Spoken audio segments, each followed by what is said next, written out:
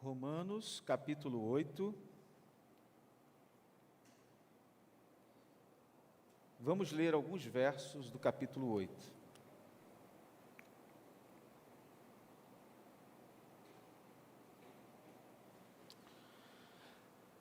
Com a sua Bíblia aberta, também abra o seu coração para ouvir a palavra de Deus. Deixa a sua Bíblia aberta. Eu queria convidar os irmãos a mais uma palavra de oração. E nesse instante, encorajá-la a orar para que o Espírito Santo de Deus tenha liberdade, para que você seja iluminado, iluminada pela palavra do Senhor, para que tanto nós que aqui estamos no templo, quanto aqueles que estão em casa, não tenham nenhum tipo de impedimento, empecilho, para recepcionar a palavra de Deus, nenhuma distração. Eu queria convidar você a orar, aí no seu lugar. Se você puder fechar os seus olhos, curvar a sua fronte e falar com Deus do seu jeito, com as suas palavras.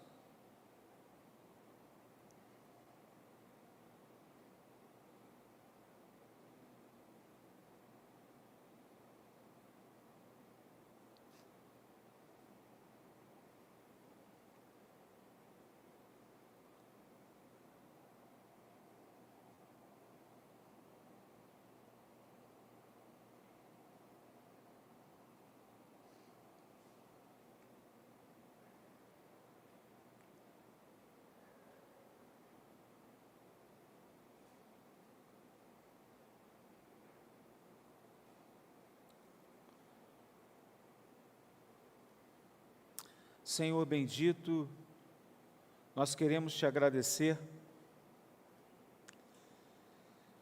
pela oportunidade que temos de entrar na tua presença e chamá-lo de Pai.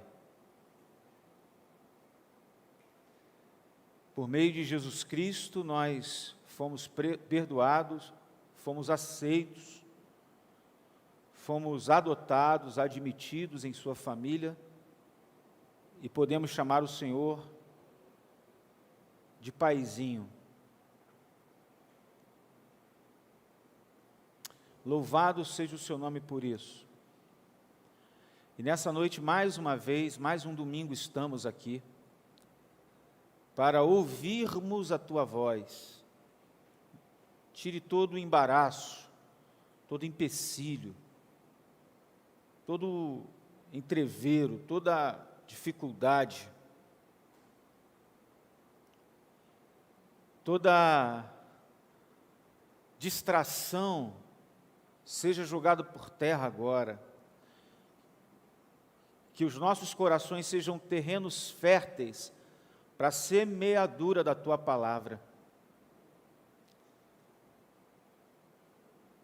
Que eu, como pregador, não atrapalhe o Senhor de falar, que os teus filhos, enquanto ouvintes, não venham impedir o Senhor de falar, mas que o teu Espírito haja entre nós, trabalhe em nós, nesta noite, como o Senhor tem feito. Toma o teu lugar de direito entre nós, Senhor. Seja entronizado, seja engrandecido, seja bendito,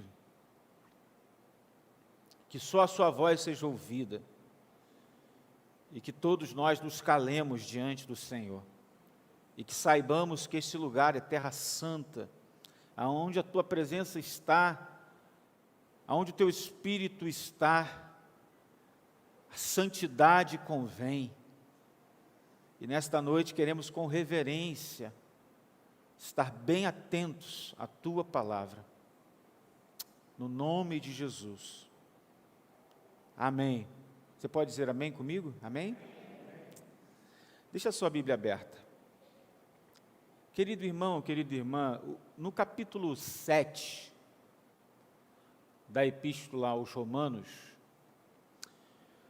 o apóstolo Paulo se dedicou a ensinar sobre o papel da lei na vida do cristão. No capítulo 7, a lei e os seus sinônimos são mencionados mais de 30 vezes, enquanto que o Espírito Santo apenas uma vez. Uma vez. No capítulo 8, que nós já vamos ler, o Espírito Santo é mencionado aproximadamente, dependendo da versão, 19 ou 20 vezes. O que nos mostra que aqui a preocupação do apóstolo é com a obra do Espírito Santo. Paulo, ele estabelece um contraste proposital entre o capítulo 7 e o capítulo 8. Entre a fragilidade da lei e entre o poder do Espírito Santo. A lei, que é a plena vontade de Deus para nós, ela é frágil e incapaz de nos ajudar apenas em face ao pecado que habita em nós. Entretanto, o Espírito Santo que habita em nós é agora a razão da nossa vitória sobre a lei do pecado e da morte, bem como a garantia da futura ressurreição do nosso corpo e do recebimento da herança e da glória que agora nós temos em Cristo Jesus. Portanto, Paulo chega no capítulo 8 ao ponto maior do seu ensino.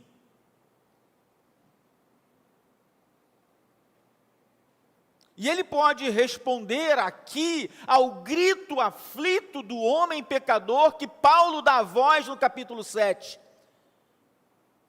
Verso 24, Paulo grita: desventurado homem que sou, quem me livrará do corpo desta morte?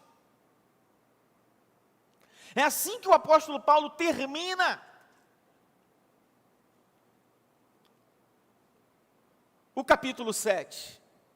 E a resposta ao grito aflito do apóstolo e de todo homem pecador que grita com Paulo é: somente uma vida caracterizada pela habitação do Espírito Santo pode responder a esta pergunta e trazer a vitória ao desventurado coração humano. A resposta a esta pergunta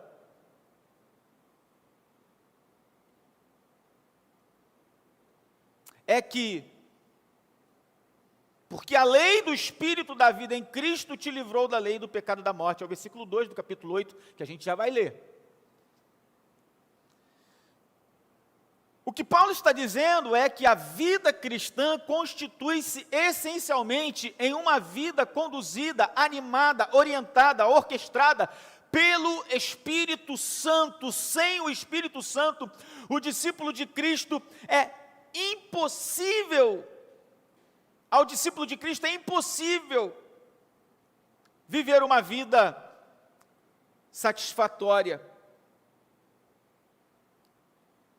O discipulado cristão é algo completamente caótico sem o Espírito. E nos resta mesmo o desventurado peso do pecado. E este é o tema dominante que aponta para o tema do capítulo 8, que se destaca aqui, que é a absoluta segurança dos filhos de Deus, segurança esta que nos é transmitida ou testemunhada pelo testemunho interior do próprio Espírito, que testifica com o nosso Espírito que nós somos filhos de Deus. E a conclusão de Paulo acerca deste fato é espantosa em seu alcance.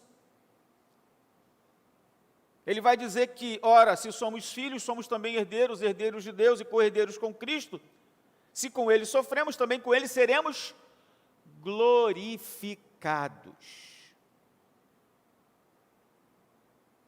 Essa é a nossa esperança, de participarmos da glória de Cristo.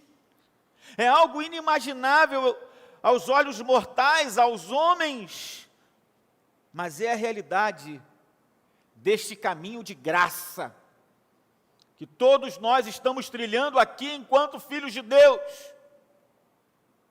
Então, meus queridos irmãos, sem o Espírito nós não somos nada. O que a gente crê a respeito do Espírito? Porque o artigo 3º do credo apostólico diz: creio no Espírito Santo. Calma que eu já vou ler o texto. Creio no Espírito Santo. E o que nós cremos a respeito do Espírito Santo? Que Ele é Deus, que Ele é coeterno com o Pai e com o Filho, e que Deus o concede irrevogavelmente a todos os que creem. Que o Espírito Santo é aquele que convence a gente do nosso pecado, é aquele que nos conforta, que nos guia, que nos dá os dons espirituais.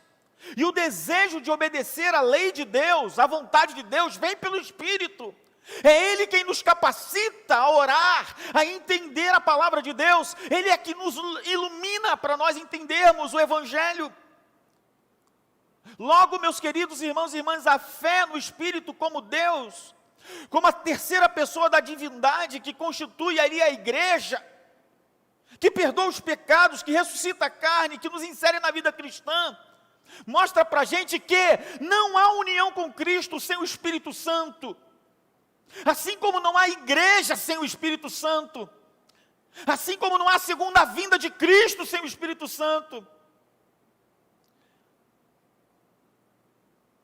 Por que a gente tem necessidade do Espírito? Porque toda a vida cristã é vida no Espírito. Precisamos do Espírito. É impossível sermos filhos de Deus sem o Espírito. Só a vida cristã no Espírito, só a igreja verdadeira no Espírito.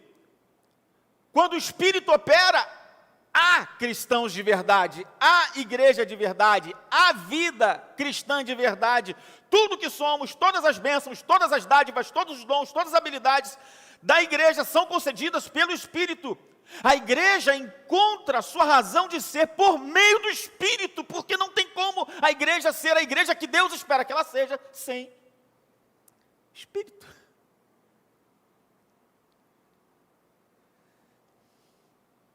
E quando a gente estuda esse capítulo que a gente vai estudar hoje, a gente vê que Paulo, ele divide naturalmente esse capítulo em 3 partes.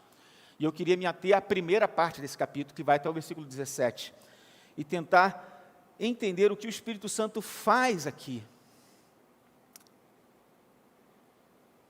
Primeira parte, do versículo 1 ao 17, vamos ler agora? Diz assim a palavra do Senhor: agora, pois, já não há nenhuma condenação para os que estão em Cristo Jesus, porque a lei do Espírito da vida em Cristo Jesus te livrou da lei do pecado e da morte, porquanto o que fora impossível à lei, no que estava enferma pela carne, isso fez Deus enviando o seu próprio Filho em semelhança de carne pecaminosa no tocante ao pecado. E com efeito, condenou Deus na carne o pecado, a fim de que o preceito da lei se cumprisse em nós, que não andamos segundo a carne, mas segundo o Espírito. Porque os que se inclinam para a carne cogitam das coisas da carne, mas os que se inclinam para o Espírito, das coisas do Espírito. Porque o pendor da carne dá para a morte, mas do Espírito para a vida e paz. Por isso o pendor da carne é inimizade contra Deus, pois não está sujeito à lei de Deus, nem mesmo pode estar. Portanto, os que estão na carne não podem agradar a Deus. Vós, porém, não estáis na carne, mas no Espírito, se de fato o Espírito de Deus habita em vós. E se alguém não tem o Espírito de Cristo, esse tal não é dele. Se, porém, Cristo está em vós, o corpo, na verdade, está morto por causa do pecado, mas o Espírito é vida, por causa da justiça. Se habita em vós o Espírito daquele que ressuscitou a Jesus dentre os mortos, Esse mesmo que ressuscitou a Cristo Jesus dentre os mortos, vivificará também o vosso corpo mortal, por meio do seu Espírito, que em vós habita. Verso 12. Assim, pois, irmãos, somos devedores não à carne, como se constrangidos a viver segundo a carne, porque se viverdes segundo a carne, caminhais para a morte, mas se pelo Espírito mortificardes os efeitos do corpo, certamente vivereis. Pois todos os que são guiados pelo Espírito de Deus são filhos de Deus. Porque não recebeste o espírito de escravidão para viverdes outra vez atemorizados, mas recebestes o espírito de adoção, baseados no qual clamamos, Abba, Pai. E o próprio Espírito testifica com o nosso espírito que somos filhos de Deus. Ora, se somos filhos, somos também herdeiros de Deus. Herdeiros de Deus e co-herdeiros com Cristo. E se com Ele sofremos, também com Ele seremos glorificados.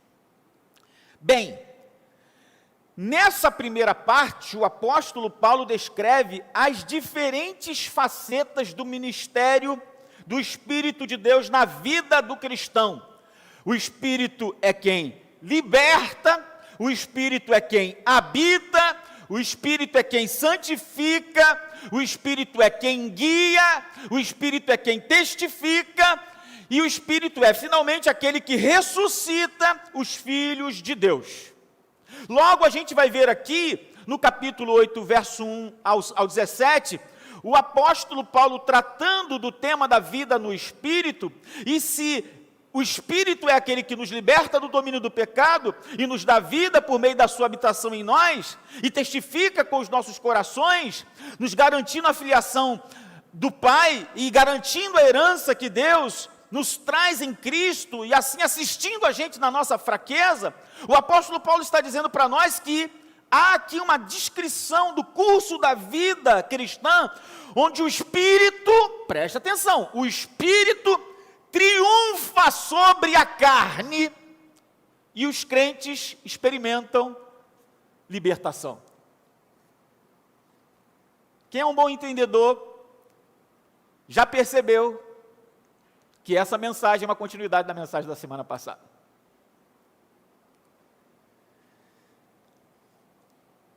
O Senhor está nos falando que só é possível vencermos a carne não por uma questão de uma decisão pessoal.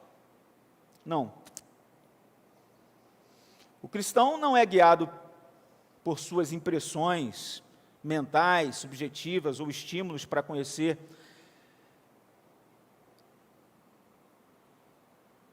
a ele mesmo e assim tomar decisões para a sua vida, não. O cristão, ele é guiado, orientado, santificado, salvo, liberto pelo ministério do Espírito. Sem o Espírito, não é possível. Veja o que Paulo vai nos dizer no versículo 1. Agora, pois, já nenhuma condenação há para os que estão em Cristo. Paulo inicia este capítulo fazendo um sumário do que já havia ensinado anteriormente. Agora, pois, já não há nenhuma condenação para quem está em Cristo. Esta é uma forma negativa de afirmar o mesmo que ele já havia afirmado até então. É a mesma coisa de dizer, justificado, pois, mediante a fé, temos paz com Deus por meio de nosso Senhor e Salvador Jesus Cristo. É a mesma coisa, mas ele diz isso de uma forma negativa. Não há condenação mais para vocês, porque vocês foram justificados. O apóstolo está recapitulando o ponto central da sua carta, mas agora de uma maneira negativa. Porque o fato de nós sermos inocentados diante do tribunal de Deus nos faz pessoas livres da condenação. Mas a gente precisa atentar para um ponto importante do versículo 1, que isso só é uma realidade na vida de quem está em Cristo. Estar em Cristo, ou simplesmente em Cristo, são expressões muito usadas pelo apóstolo em suas cartas, indicando o fato fundamental da nossa identificação com a pessoa e com a obra de Cristo na cruz. É da cruz que provém a graça de que necessitamos, em todas as suas formas e facetas, de modo que sem ela na nossa vida, nós jamais conseguiremos alcançar as bênçãos de Deus. No versículo 3, o apóstolo vai afirmar que foi na cruz que nossa carne ou nossa vida enferma pelo pecado teve a consequente penalidade paga através da vida do Filho de Deus que foi enviado como homem para solucionar o problema do pecado humano. Ele foi enviado para isso. Assim Deus fez com que a nossa condenação fosse paga através da carne, da vida do seu próprio Filho na cruz, o Pai entregando o Filho, e essa é a graça da cruz, da qual podemos agora receber as bênçãos do Espírito Santo enviado por Jesus. Assim Paulo parte da origem de toda a obra da cruz, para nos mostrar agora como esta mensagem da cruz, como a obra do Evangelho, tem poder para nos fazer vitoriosos. Todos aqueles que são envolvidos plenamente pelo Evangelho são pessoas vitoriosas. Vitoriosas. Porque o mesmo Evangelho que salva é o Evangelho que santifica. E isso acontece através de quê e de quem? Através da obra, do ministério do Espírito Santo, que produz em nós algumas coisas importantes que a gente aprende aqui nesse texto. Primeiro, versículo 2, 3 e 4. O que o Espírito Santo produz? Libertação. Cabe aqui a pergunta: que libertação é esta produzida pelo Espírito Santo? De que o Espírito Santo nos liberta? Paulo responde: o Espírito Santo nos liberta da lei do pecado e da morte. Isso significa não estar mais debaixo da lei, isto é, debaixo daquela pressão e peso da lei, tanto para a justificação quanto para a santificação, porque jamais conseguiríamos ser justificados pela lei, jamais conseguiríamos ser santificados pela lei. Por quê? Porque a lei serviu e serve apenas para mostrar o nosso pecado, o quanto somos indignos. Só que o Espírito Santo enviado por Deus para testificar de Cristo, para testificar da cruz, ele nos liberta. E essa libertação ocorre através do que Paulo chama de lei do Espírito da vida. Preste atenção, a lei do pecado e da morte, que contrasta com a lei do Espírito e da vida. Assim, o que Paulo está nos ensinando aqui é que a encarnação e a expiação realizada por Jesus Cristo na cruz possibilitou que Ele mesmo nos enviasse o Espírito Santo para nos capacitar a cumprir o preceito da lei. É isso que o versículo 4 está dizendo, que desta forma pode produzir em nós vida. Paulo faz deliberada alusão à enfermidade da lei para demonstrar mais uma vez a impotência da lei.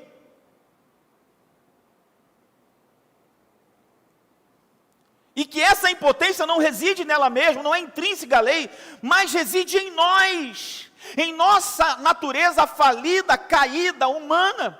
Foi o que ele quis dizer com: porquanto que fora impossível a lei no que estava enferma pela carne humana, pela carne do ser humano, que é incapaz de viver para a glória de Deus.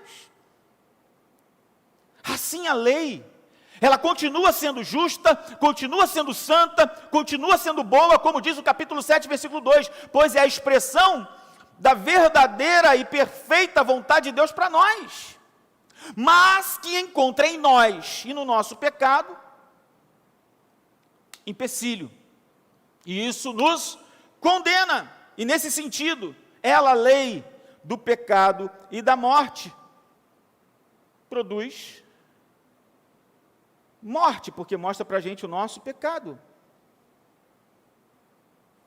Não é que ela produz o pecado, ela aponta o pecado e nos condena por causa dos nossos próprios pecados. A lei é como um espelho, onde a gente vê a nossa face pecadora.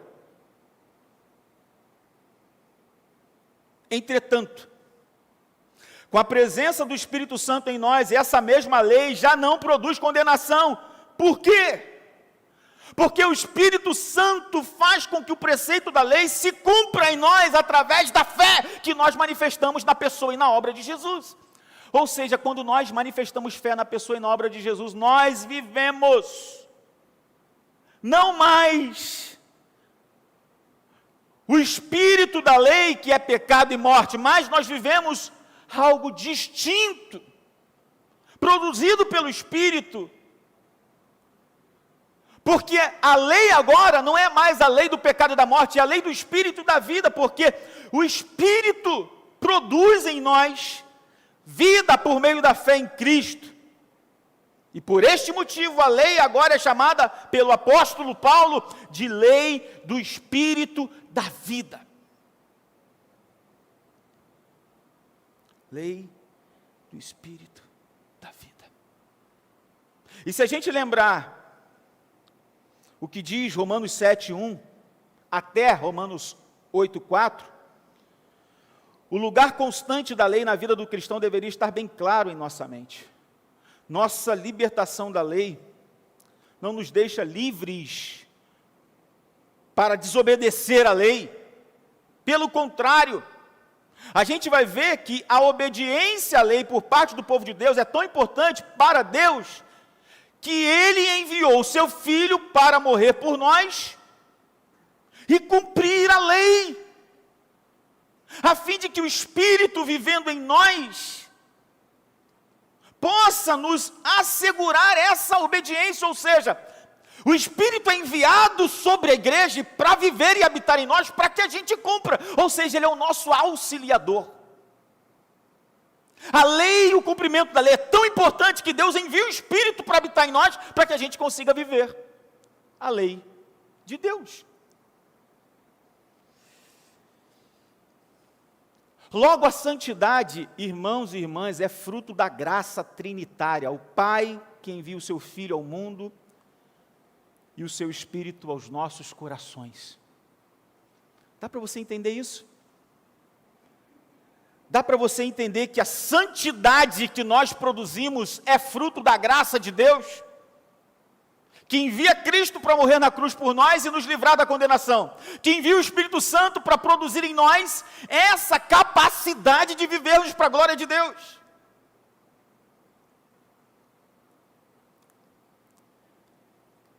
Aí nos versículos 5 a 8, a gente vai ver, depois você confere em casa, uma nova antítese proposta pelo apóstolo Paulo. Ele contrapõe aqui carne e espírito. Carne, que é sarx, e espírito, que é pneumá. Assim é importante a gente saber que o apóstolo Paulo quis dizer, aqui com estes termos gregos, sarx, que é carne, e pneumá, o seguinte: primeiro, preste atenção, carne não significa o nosso corpo material. Não, com seus instintos naturais, com seus apetites, mas sim, tudo aquilo que compõe a nossa natureza humana, que é descrita na Bíblia como uma natureza corrupta, irredimida, caída, egocêntrica, iníqua. Carne é tudo aquilo que nos leva para longe de Deus. É o nosso ego dominado pelo pecado, pela natureza pecaminosa em nós. Deu para entender? E o espírito, pneumá, não é uma referência aqui ao espírito humano. Se você observar direitinho, está espírito com letra maiúscula. Por quê? Porque está falando da própria pessoa do Espírito Santo, que não somente regenera o homem, mas habita na vida dos que se entregam ao senhorio de Jesus. Vocês sabiam que vocês são templos do Espírito? E que o Espírito Santo habita em vocês? Paulo está falando aqui então de uma característica antagônica entre aqueles que têm a mente inclinada para a carne ou a mente inclinada para o espírito, ou seja, dos que possuem o senhorio da sarx, da carne, ou do pneumá, que é do espírito. Assim, essa inclinação é uma expressão da nossa natureza básica que nos faz desejar uma coisa ou outra. Segundo Paulo, essas inclinações têm consequências eternas. Da carne resulta a morte, e do espírito resulta a vida. Vida. Paulo vai nos ensinar nesses versos que a inclinação da carne é inimizade contra Deus, versículo 7, pois a nossa natureza decaída se opõe contra Deus, nós somos inimigos de Deus, nós somos contra aquilo que é o seu reino, nós somos contra aquilo que é a sua vontade, contra aquilo que é a sua lei, de modo oposto, os que têm uma mente regenerada pelo Espírito Santo, sentem um íntimo prazer na lei de Deus, na sua lei medita de dia e de noite, faz a vontade de Deus, e a conclusão é que os que estão na carne são os que vivem dominados pela sua natureza caída, não regenerada, sem o Espírito Santo, logo não podem agradar a Deus.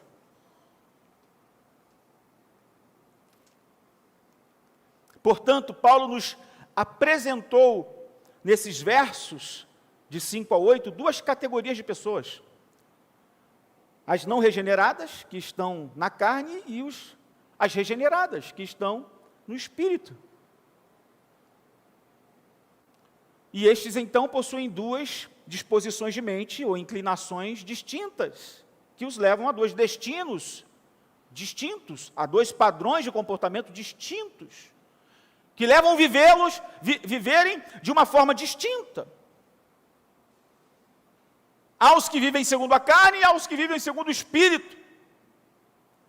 Só que Paulo vai reafirmar, reforçar, enfatizar, a partir do versículo 9 até o versículo 15, a habitação do Espírito no coração do crente. Paulo agora aplica as verdades que vinha ensinando em termos gerais aos seus leitores em termos pessoais. Olha o que ele diz: vós, porém, não estais na carne, mas no Espírito. Paulo ensina aqui uma verdade fundamental da fé cristã, ou seja, todos os crentes são a habitação do Espírito Santo. E é essa habitação que identifica os crentes como verdadeiros filhos de Deus. Pois se alguém não tem o Espírito Santo, não é de Deus, não é do Espírito. Isso ele deixa bem claro, que o dom do Espírito é uma bênção de caráter inicial, universal, recebida assim como nos arrependemos e cremos em Jesus, sim, mas o Espírito Santo continua atuando na vida do cristão até que Jesus Cristo volte e aconteça a glorificação final.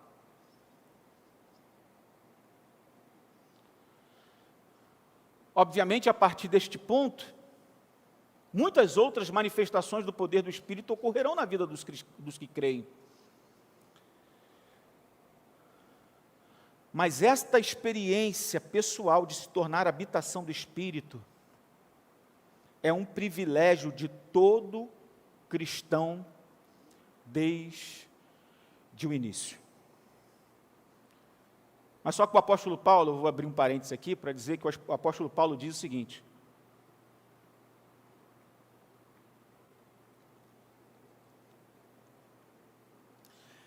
essa garrafa aqui está pela metade. Ela tem água, mas ela não está cheia. É que eu não quero beber agora, mas eu poderia beber mais um gole e deixar um pouquinho mais aqui, ó, para baixo aqui, ó. Deixar um dedinho de água. A garrafa ainda vai estar contendo água, mas ela não estará cheia. E sabe qual é a vontade de Deus para os seus filhos?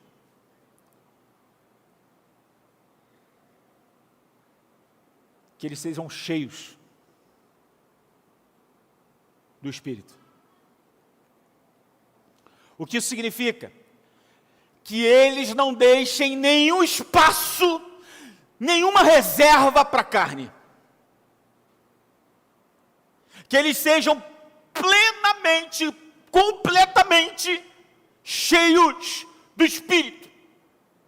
Vivam uma vida sob a influência do Espírito, na égide do Espírito, sendo guiados, orientados, dirigidos em tudo o que fazem pelo Espírito, porque assim era a igreja de Atos, assim é a igreja ao longo da história, e assim que tem que acontecer com cada um de nós. Mas um problema muito sério está aqui.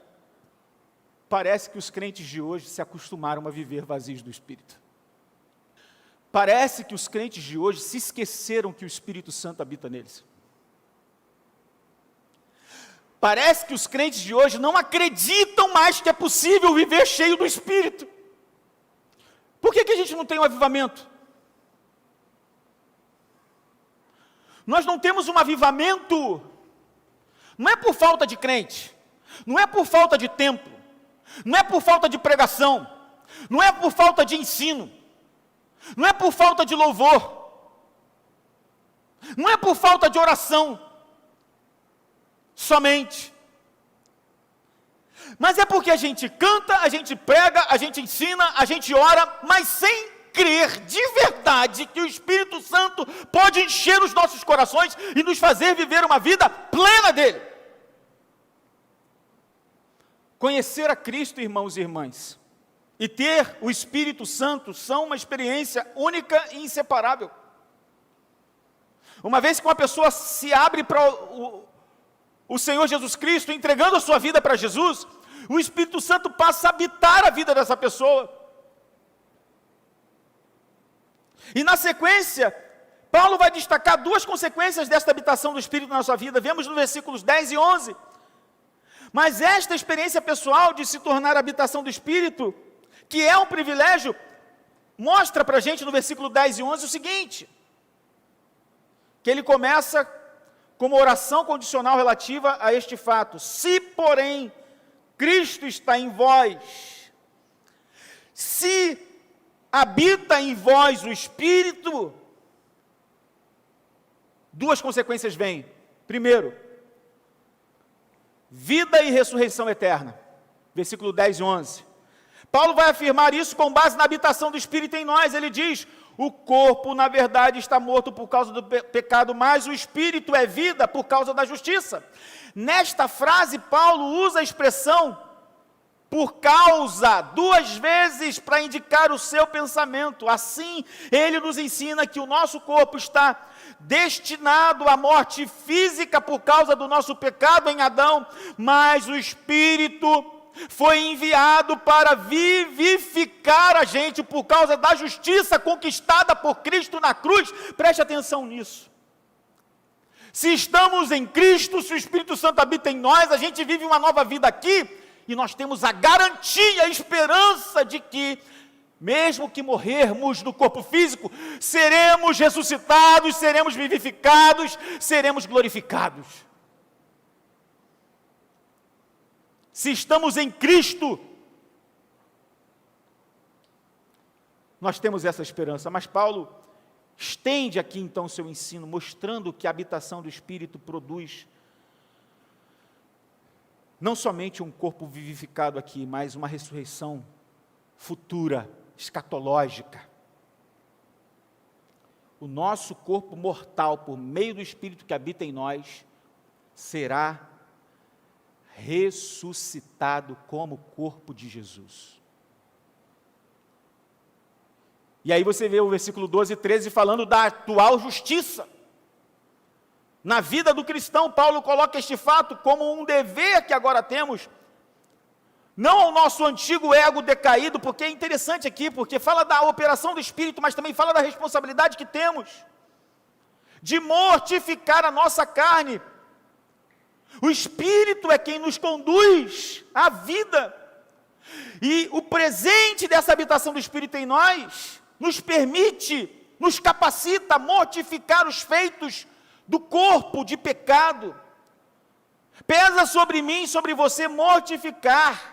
E essa expressão mortificar, usada pelo apóstolo aqui, não significa masoquismo de modo algum.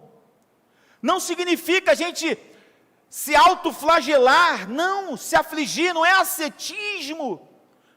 Mas é um repúdio radical aos feitos do corpo, ou seja, ao mal que ainda reside em nós, que quer nos afastar de Deus. É a gente lutar contra o pecado, é como se a gente estivesse pegando a nossa carne, arrastando ela para a presença de Deus, esmurrando ela todo dia, toda hora, mortificando e matando a nossa carne, crucificando-a na cruz com Cristo. Isso é um esforço, pessoal. É um esforço. E essa mortificação, esse ato de crucificarmos a nossa carne com Cristo, produz um resultado maravilhoso mencionado pelo apóstolo: certamente vivereis. Esta é a vida plena no Espírito que nós podemos experimentar já e agora, nesta vida física. A gente pode viver uma vida aqui proveitosa, satisfatória, plena, gloriosa, na pessoa e na obra de Cristo, por meio do Espírito, mas a gente precisa viver no Espírito e não na carne. E quando a gente vive assim, versículos 14 a 17, eu concluindo esse sermão. O texto aqui de Romanos vai dizer que o Espírito Santo, ele faz uma quarta coisa. Ele testifica com o nosso espírito que nós somos filhos de Deus. E esses versos enfatizam ou apontam para o fato de que, uma vez salvos, uma vez regenerados, somos agora filhos de Deus. E essa condição privilegiada de filhos tem a ver com a obra do Espírito Santo em nós. O parágrafo que a gente tem aqui inteiro aborda o testemunho que o Espírito Santo dá de nós e a garantia que assim ele nos proporciona. O versículo 16 enfatiza este fato dizendo: o próprio Espírito testifica com o nosso espírito que nós somos filhos de Deus. Irmãos, a gente ouve uma mensagem como a da semana passada, e eu não tenho dúvidas que tem gente que sai do culto ou ouve o culto pela internet e fica assim: será que eu sou filho de Deus? Será? Fica com dúvida.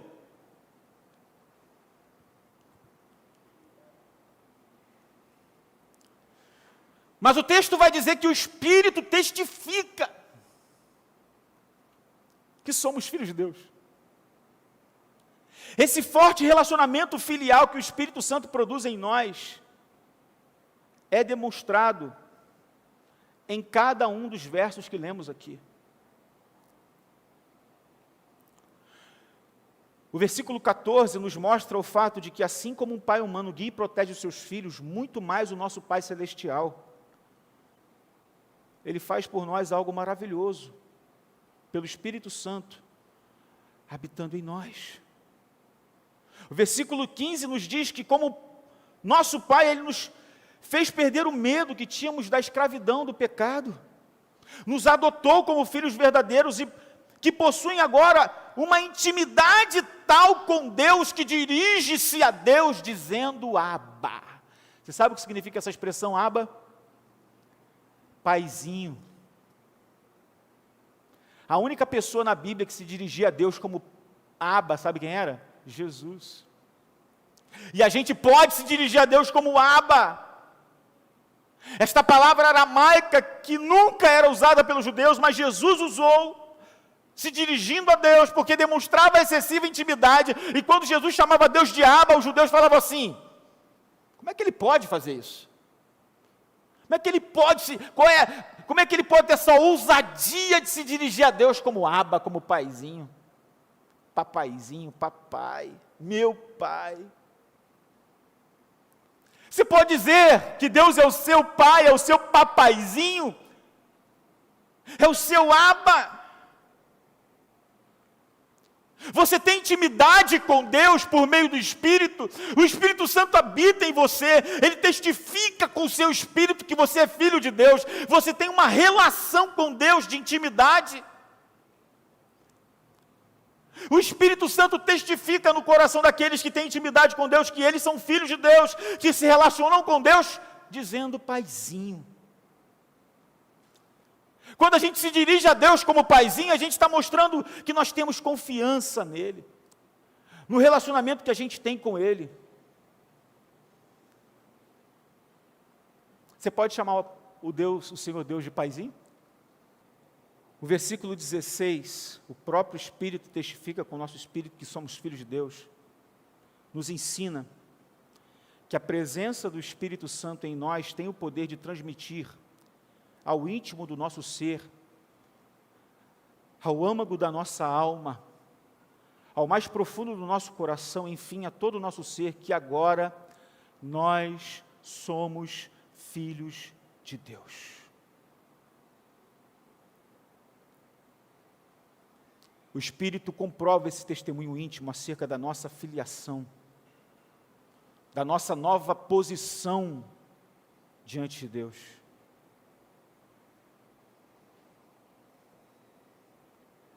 E o versículo 17, que é o último versículo, nos fala de outra característica da nossa filiação a Deus, que é o direito à herança.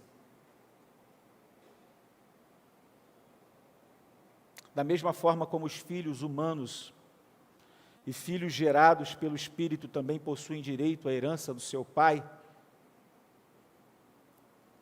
nós também temos direito à herança de Deus.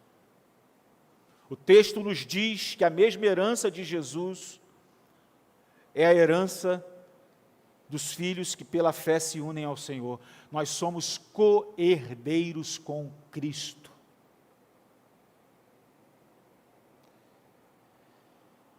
Juntos do Pai. Paulo arremata seu pensamento nos ensinando que, por ora, enquanto em vida, a nossa caminhada é a mesma de Jesus, ou seja, a de sofrimento, a de aflições.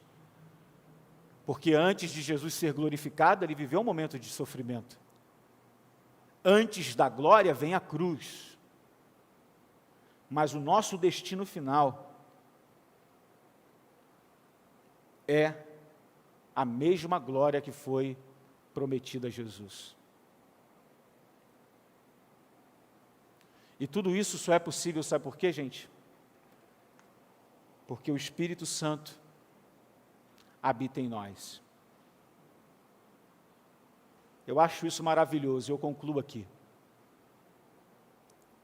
Nós éramos escravos do pecado, vivíamos subjugados pela carne, pela nossa natureza humana,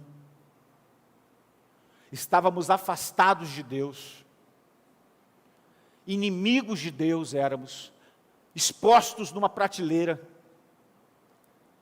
pelo pecado, por Satanás, filhos do diabo. Porém, eu falei na semana passada, que é como se Deus nos comprasse com preço, e agora nós assumimos um novo compromisso, porque Ele nos comprou e nos trouxe para a presença dEle. Mas é interessante, porque Jesus disse: vinde a mim todos vós que estáis cansados e sobrecarregados, que eu vos aliviarei.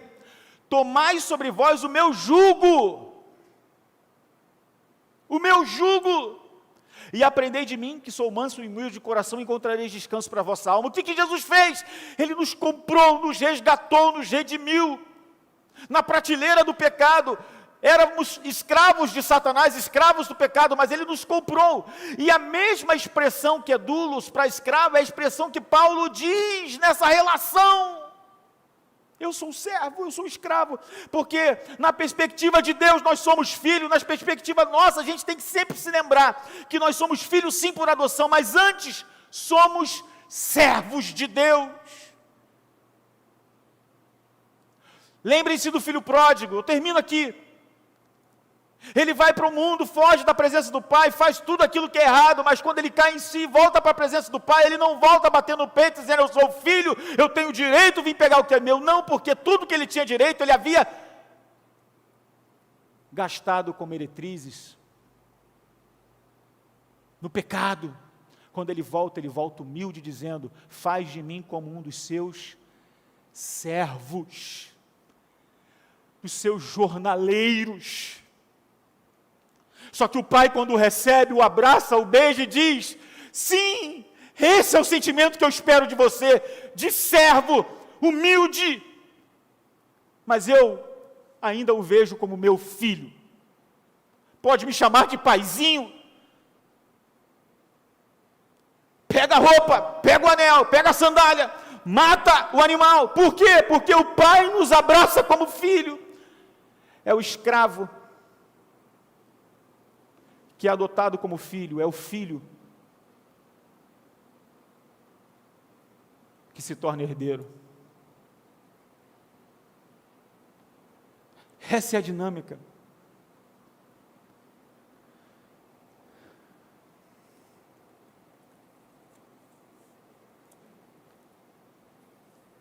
E isso só é possível porque o Espírito Santo habita em nós. Não há vida cristã sem o Espírito. Então, se você luta contra o pecado e contra a carne, se você está disposto a mortificar a sua carne, não o faça sozinho. Você pode contar com o auxílio, com o poder do Espírito Santo na sua vida. É o maior prazer que Deus tem de fazer você fluir no Espírito, ser uma bênção, ser vitorioso, vitoriosa, matando aquilo que está na sua carne, atrapalhando a sua caminhada com Deus, sendo liberto, sendo vivificado, sendo capacitado, sendo glorificado.